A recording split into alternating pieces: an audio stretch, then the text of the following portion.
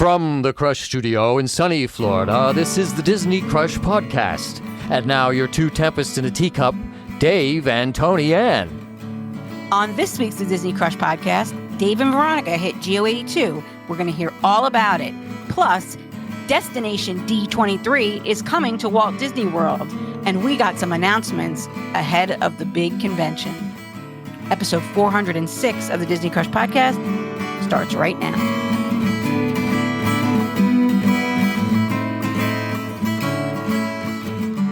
I don't know if you were keeping track of all the Beak and Barrel drama that was going on. No, because I was busy and I was at Disney, so I didn't have time for all that shenanigans. Well, last week they tried, we talked about this. They tried to release the Beak and Barrel reservations last week, and Disney IT failed. So then they announced they were going to do it at 7 p.m. on Wednesday night. So they did.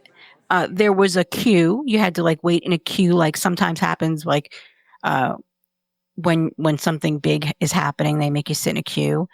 Not too bad. Most people that I talked to got the reservations they were hoping for. Beak and Barrel opens this week, the 29th. That's 5 days from now, from we're recording, and even sooner from when the show comes out. What day is the 29th? Is that Friday or Thursday? The 29th is 28th is Thursday, so 29th is a Friday, I think, right? Oh, okay. Yeah, 29th is Friday. Yeah, so this Friday, so in 2 days from the time the podcast comes out.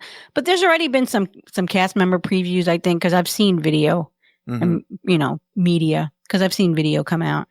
It looks like it's going to be, there's some interactive, there's an animatronic parrot I saw above the bar. It should be cool. Yeah.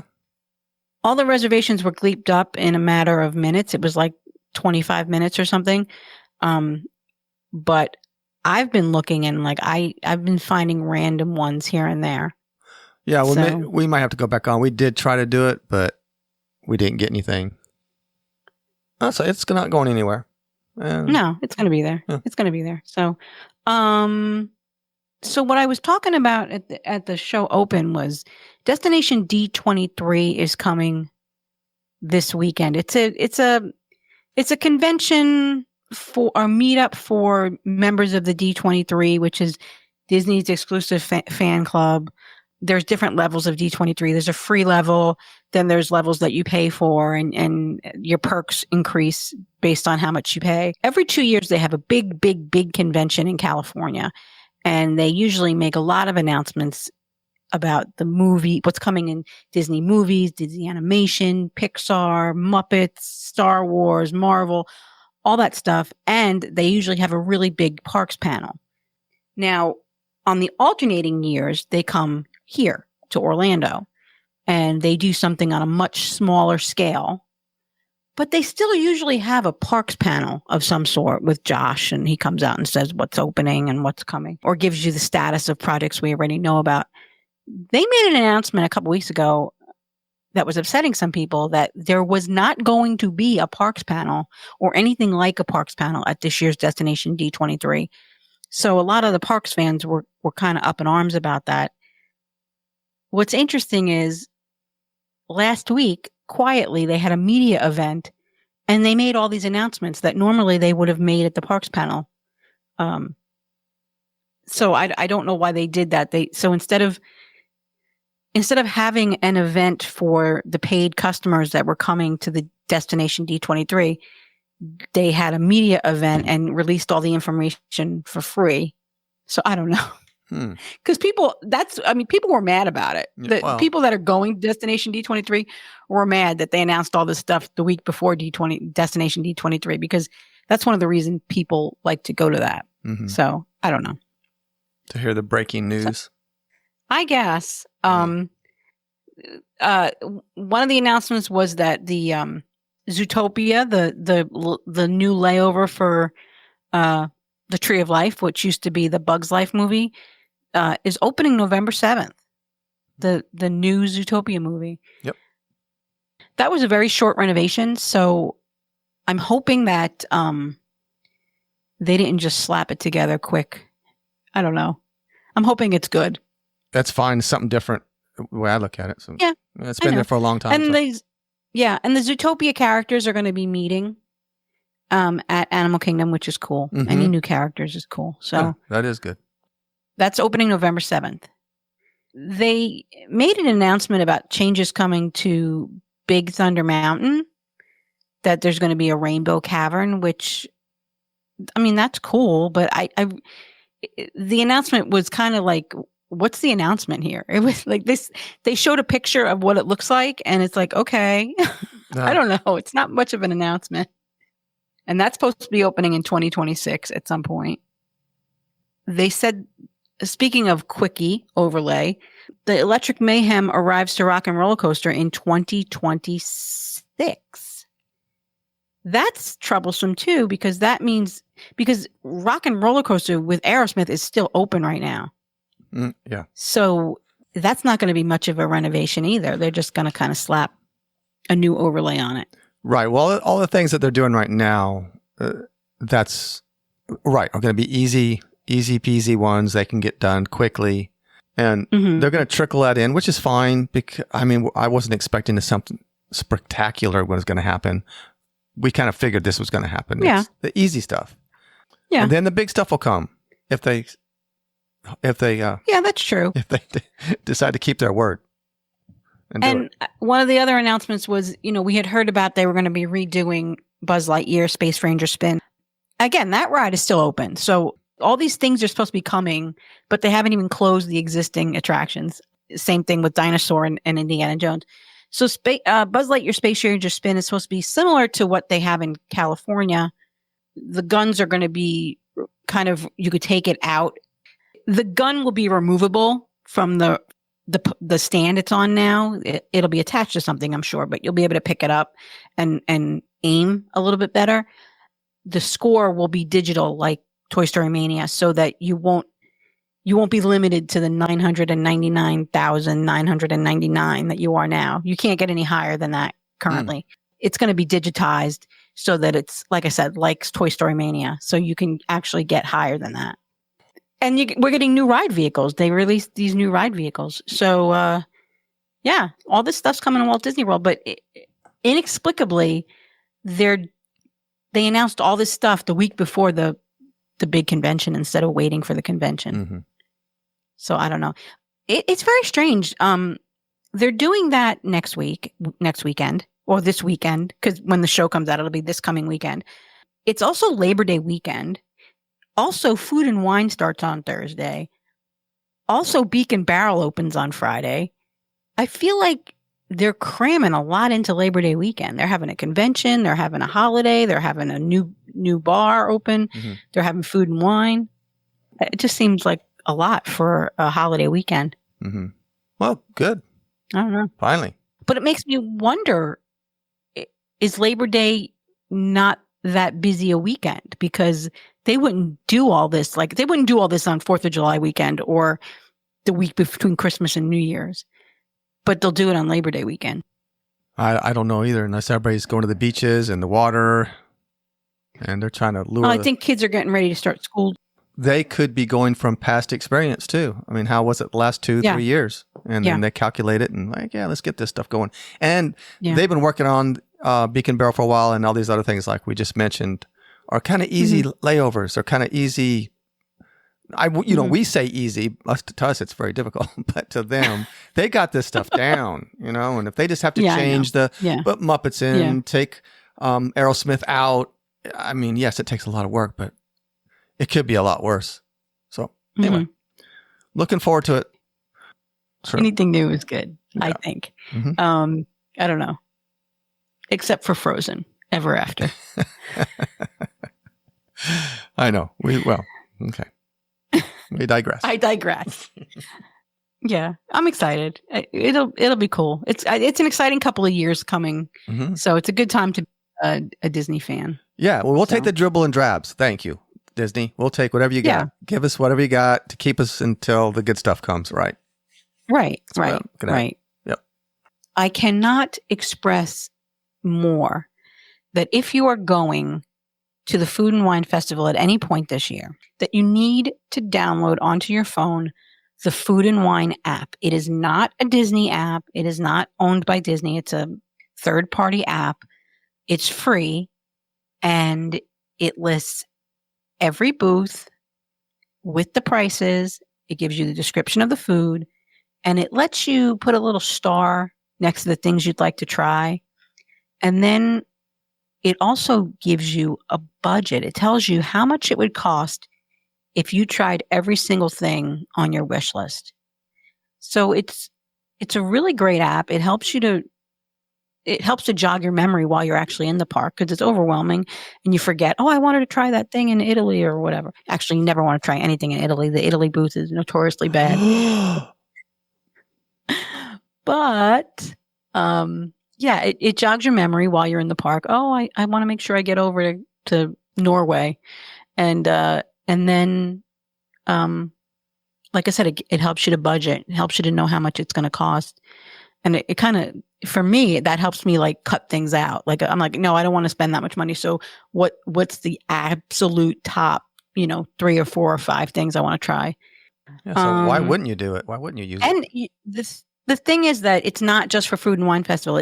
The app updates every festival. So it's called Food and Wine, but it also includes the Arts Festival, the Flower Festival. When the new menus come out, they update the app. And so it's for all the Disney festivals. I like that. And you've used it before. Oh, yeah. I use it every year. I've had it for years. I did put on the Friends of the Disney Crush. Recently, we had Glenn and Rebecca on the show, the podcast, to talk about their trip to Epic Universe. And one of the things that they said when they were planning was they had to plan for Harry Potterstry and the Battle at the Ministry and the Donkey Kong Minecart Madness. They had to plan to rope drop those or wait till the end of the night for those because they weren't on the Universal Express Pass. But now they are. So it looks like absolutely every ride and show at Epic Universe is now included. I could be wrong, but that's when I counted, it looked like all the rides now are on the Express Pass. So if you buy the Express Pass, you should get to ride every single ride once without, using the express lane. Wow, that's epic. That is epic, yeah. Did you see the bar? Did you see Jock Lindsay's hangar bar that they decorated for Halloween this year? Yeah, our plan was to get over there and we never made it. We ran a little late, and so that was one of our things to do.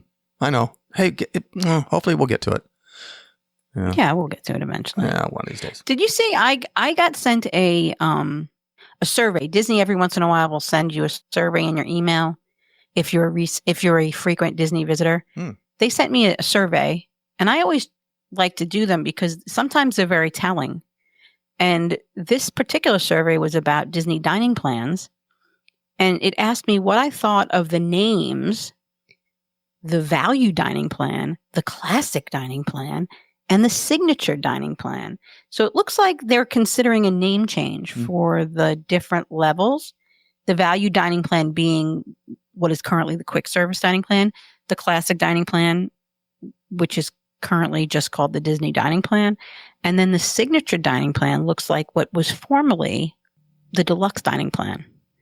The other thing that was very telling about the signature dining plan was that they have it broken up into 2 table service meals, 1 quick service meal, a snack, and a refillable mug, where previously the old deluxe dining plan, you just got 3 dining credits and you could have used them any way you wanted. This way, so you could have done 3 table service if you wanted. They're showing now 2 table service and a quick service a day. That's a difference. Good, I guess, if that's what you do. Yeah. Yeah. We'll have to see if it comes through, but that's basically it. But if you ever get one of those surveys, you should go into it because sometimes it gives you a hint at what's to come. Mm-hmm. Yeah, a lot of people shy away from those surveys. Yeah, but the Disney ones are kind of cool because, like I said, sometimes they'll ask you like, do you know these characters? And then it kind of gives you a hint at what might be coming, like what characters might be coming to the parks. Things like that. Yeah. So you get the inside scoop, maybe. Yeah.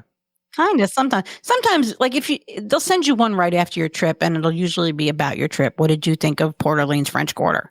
Yeah. Were you satisfied? That kind of thing. But when you get one randomly, it usually is something a little bit more interesting. David, Yes, Tony Ann.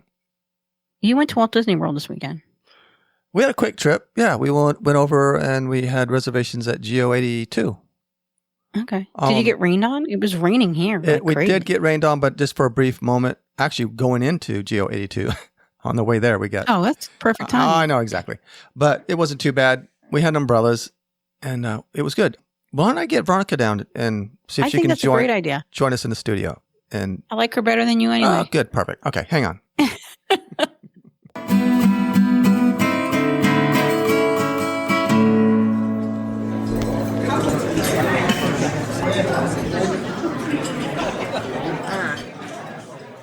So Veronika's here. Wait. Let's take a minute. Dave, are you going to insert applause?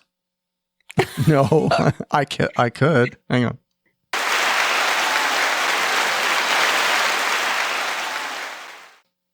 That sounded like rain. Okay. Yeah, these sound effects, they suck. Okay, I'm here.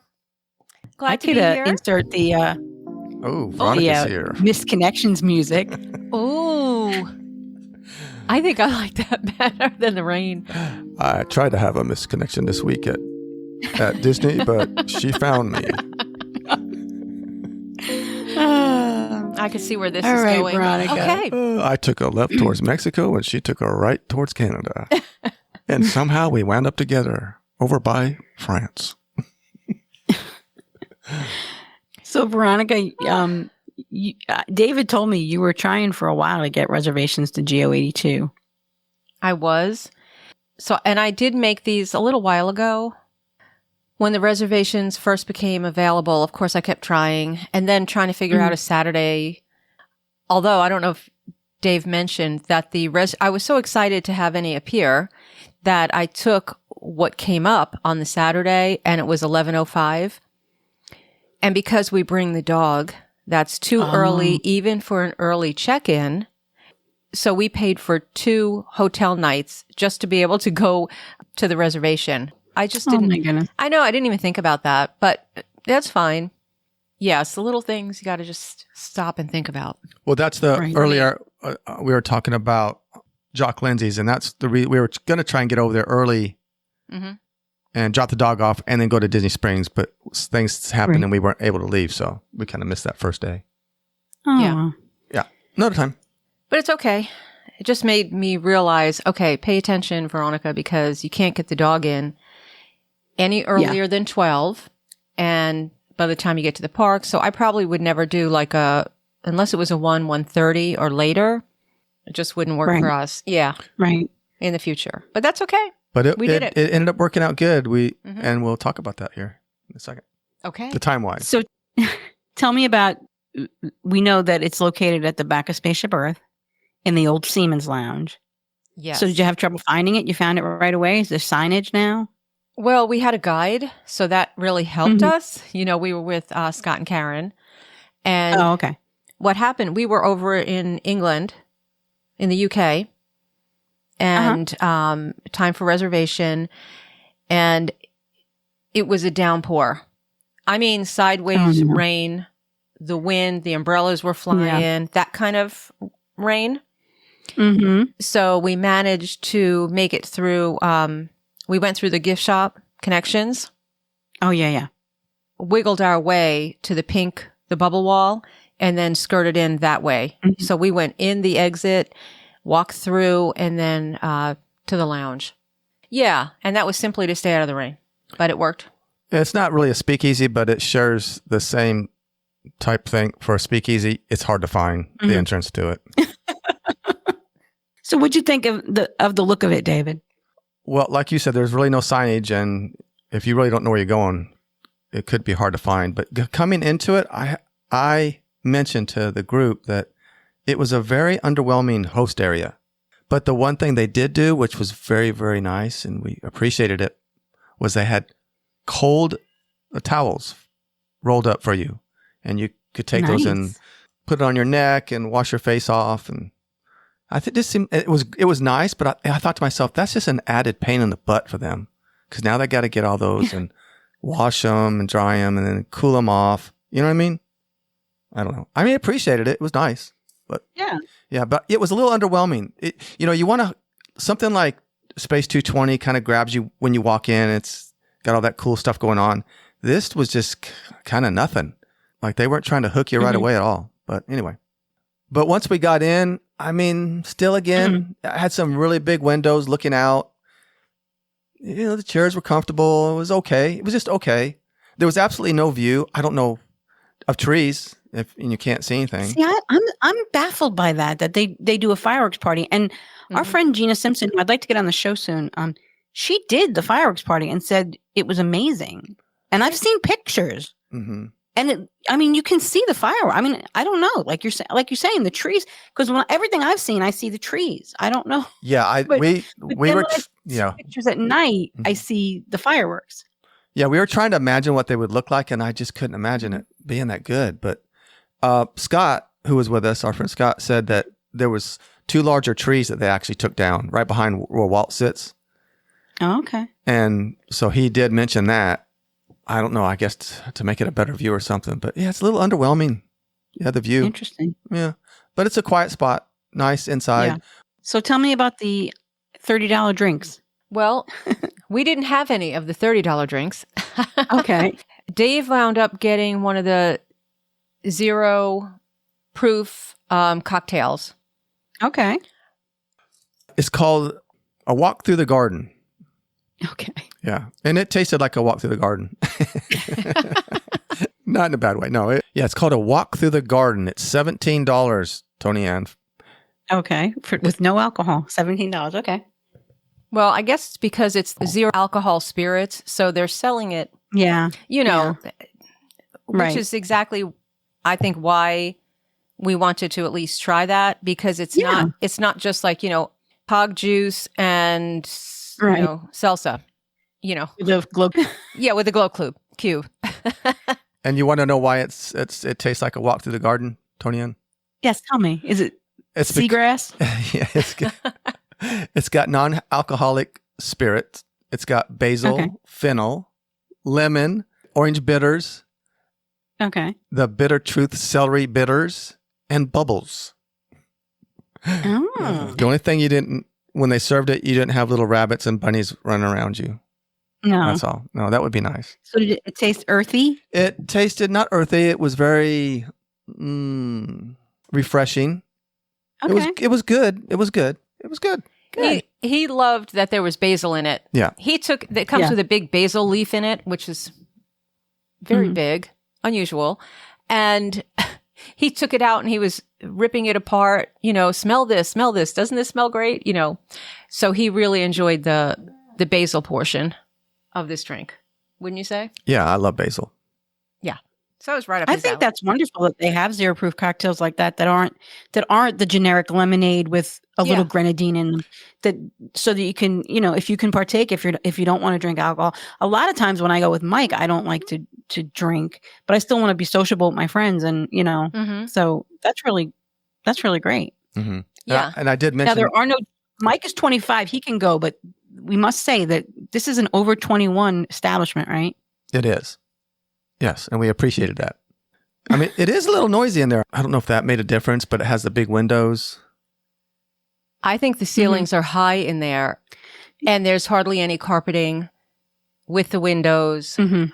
I think it was pretty. Yeah. It was pretty loud in there.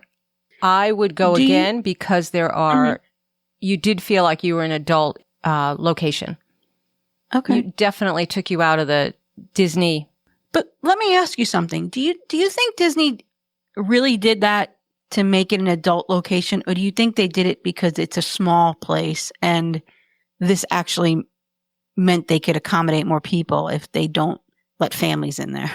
I don't know. Like, something tells me that I don't think Disney, especially in the parks, has ever tried to exclude children. But I think this may be a tactic. Have a location that's small, that isn't crowded, because they're not accommodating families. I don't know. Well, I could be totally off, but I can tell you that the inside of the lounge, I'm calling it a lounge, inside the bar, there is room Like you is are there? not crowded with tables. So if you wanted to take a double stroller and roll it through, you absolutely could. Okay, don't give any people any ideas. No, I'm so don't you do think that. You You're think not they really allowed. were trying to keep it grown up? I do think so. Mm-hmm. And maybe that comes to, they all do this. It's all about research. And maybe adults will sit longer in there and have their drinks, which are not cheap. And really, there's no time limit.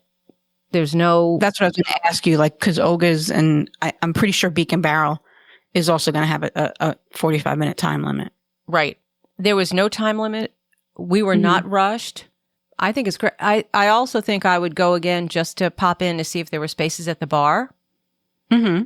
I would definitely do that if I wanted to step away, Now, get out that's of the heat. interesting that you mentioned that because we were talking about the fireworks experience at Geo-82 is $179 a person. But from what I understand, if you're up there, as long as you're not sitting at one of the window seats where they put the people that are doing the fireworks experience, if you're sitting at the bar or back away from the windows, they're not kicking people out. And there are people that are going up there with a late reservation or getting seated at the bar, and they can watch the fireworks from up there too. You don't have to buy that $179 experience from what I'm understanding from things I've seen on TikTok. So well, that would have to be strategic. Yeah, you'd have to get a late one and then, yeah. Or get to the bar and hopefully find the thing, we find even going, I know it's different because it's Yak and Yeti and they have, a bar, which is only 5 or 6 seats. But a lot of times it's hard to just walk up to a bar when there's 2 people. Everyone leaves a seat in between their group. Yeah. Right? I know what you're talking about. Yeah. Yeah. So unless people really pay attention and are like, no, we'll shove down one, which happens, it's not easy to walk up seating at a bar when you're 2. Yeah. I found that. But yeah, I would try to do it just to see if it can be done, getting there a little early. Yeah. But the thing is, you're not paying the money. However, you're not getting the unlimited full bar drink access. You get the $179. You get champagne or cocktails, a tasting tower of savory light bites, and a selection of sweets. So it's like you get like appetizers at the beginning, and then after the fireworks, or during the fireworks, you get desserts. Right. Did you guys or anybody at your table try any of the food? We did. What'd you try? We tried the truffled ahi tuna. Okay. So $23. And I was disappointed. I was so excited for the tuna. We love tuna. But this did not melt in your mouth. This was not, to me, and I know tuna has many grades of tuna. Right. Okay. Right. No. I had a bite through this and actually tug. I know Karen tried a piece using her fork to break it, and it was very difficult for her to cut it with her fork. So that was sad for me. I mean, we ate it, yes, but I would not get that again. And it was topped with some citrus, some fish roe. Yeah. But no, I was disappointed. I was looking forward to it. I think next time I would try the flatbread. I've heard good things about the flatbread. Yeah, I think I would do that next time if we go. What did you think, Dave? Yeah, I have to agree on the ahi tuna. Very underwhelming. I wouldn't do it again. And it seems like that's just how they prepare it. I don't know. Very low grade tuna. We did try, Scott and Karen did have the hummus. And it was good. It was okay. And the crackers they use, or what they called they were lentils. Yes. I think the star of the show. Yeah, was a lentil. Who says that? The star of the show? I don't know. The star of the show was actually the chips, the handmade lentil chips. They were wonderful. And I guess they do them in-house. And then if you actually, because it happened to Karen, they had some and she loved them, and she asked if she could get more.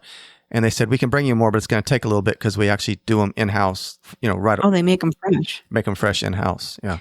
But they are so thin and light And I know they taste like something else that you've had. And I've been trying since I've had them to kind of put my finger on it. And I can't.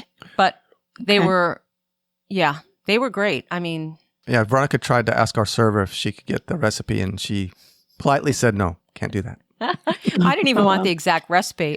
That's how I found out they were lentils, because I was thinking, what are these, what are they using for this? Mm-hmm. And she said it was lentil. Cool. Yeah. So what did you drink, Veronika? What did you get? Did you get one of the signature cocktails or? No. I looked at the cocktails and I thought, nothing really kind of struck me as I need to have this. It just didn't. Karen ordered one of them and I did try some of hers, but again, it was okay. I'm glad I didn't get it. It just wasn't for me. So I wound up getting a dirty martini. Okay. So, you like them dirty. I do like them dirty. And and it was, they were good. I should have said just a vodka martini, so there was no vermouth in it. I think there was a lot of something else in there.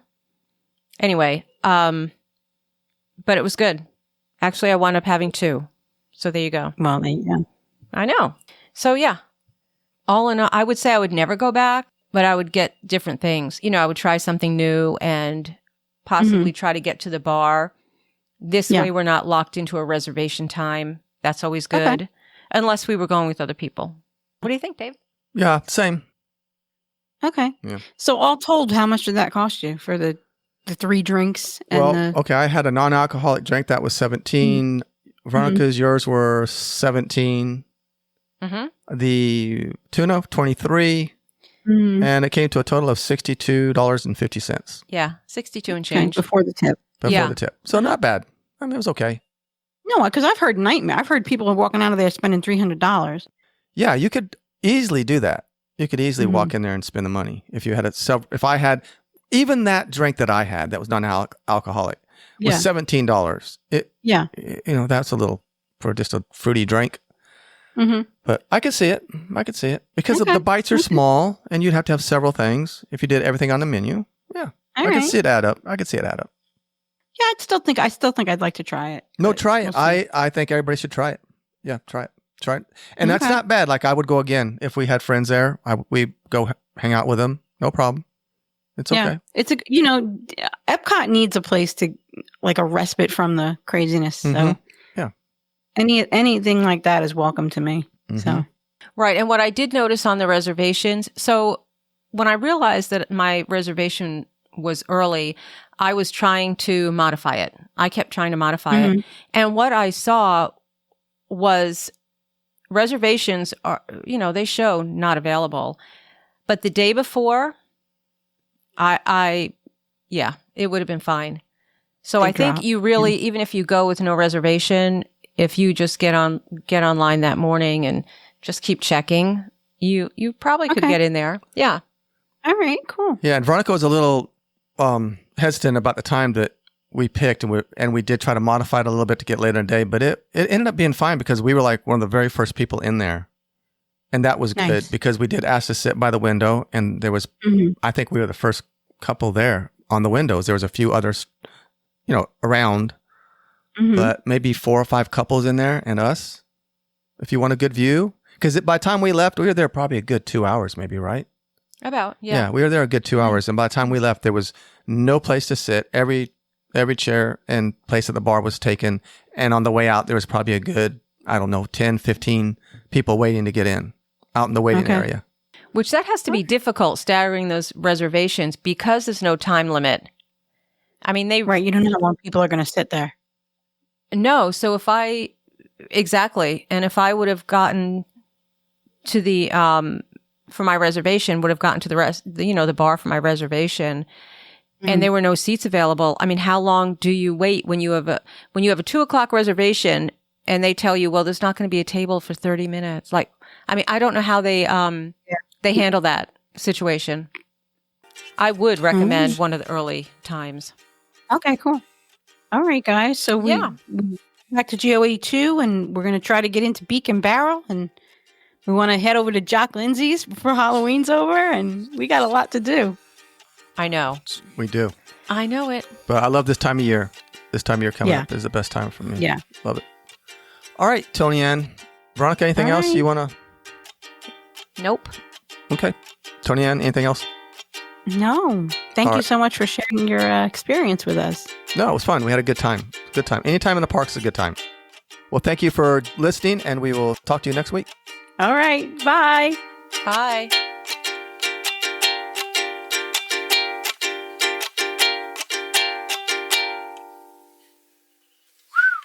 That's it. All right. Turkey and truth has spoken! Put a check on that. Can you do that, Dave? Can you put a check on that one?